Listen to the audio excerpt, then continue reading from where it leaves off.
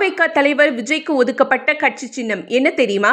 2026 தமிழக சட்டமன்ற தேர்தலுக்கு இன்னும் சில நாட்களே இருக்கிற நிலையில அரசியல் களம் சூடுபிடிச்சிருக்கு. கூட்டணி குறித்த முடிவு இன்னும் சரியா அறிவிக்கப்படாத நிலையில இந்த முறை திமுக, அதிமுக, தமிழக வெற்றி கழகம் மற்றும் நாம் தமிழர் கட்சின்னு 4 முனை போட்டி நிலவும்னு எதிர்பார்க்கப்படுது.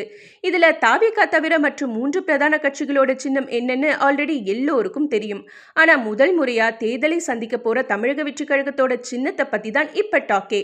அந்த வகையில 10 சின்னங்கள் குறித்த பட்டியலை ஆல்ரெடி இந்திய தலைமை தேர்தல் ஆணையத்துக்கு அனுப்பியிருக்காங்க தாவேகாவினர். அதுல ஒரு சின்னம் கிடைச்சிருதா சொன்ன செங்கோட்டையன் அது என்ன சின்னம்னு ரிவீல் பண்ணல. இந்த நிலையில தாவேகாவுக்கு மோதிர சின்னம் ஒதுக்கப்பட்டிருக்கிறதா தகவல்கள் வெளியாகி இருக்கு. ஆனா தாவேகா சார்பில் ஆட்டோ சின்னம் தான் வேண்டும்னு அழுத்தம் கொடுத்து கேட்கப்பட்டாலும் கேரளாவில் இருக்கிற ஒரு கட்சிக்கு ஆட்டோ சின்னம் ஒதுக்கப்பட்டதால சிக்கல் ஏற்பட்டிருக்காம். ஸோ தாவேகா தேர்தல் ஆணையத்தில் ஆல்ரெடி விண்ணப்பிச்சிருந்த 10 சின்னங்கள்ல ஒன்றான மோதிர சின்னம் ஒதுக்கப்பட்டிருக்கிறதா தகவல்கள் வெளியாகியிருக்கு. அடுத்தது என்ன? இனி ஒவ்வொரு தேர்தல் பிரச்சாரங்கள், பொதுக்கூட்டங்கள், பிட் நோட்டீஸ், சோஷியல் மீடியான்னு பல வழிகளில் மக்கள் மனசுல மோதிரம் சின்னத்தை பதிய வைக்கிற வேலைகள்ல தீவிரமா இறங்க போறாங்களாம் தாவேகாவுடைய ஐடி விங்.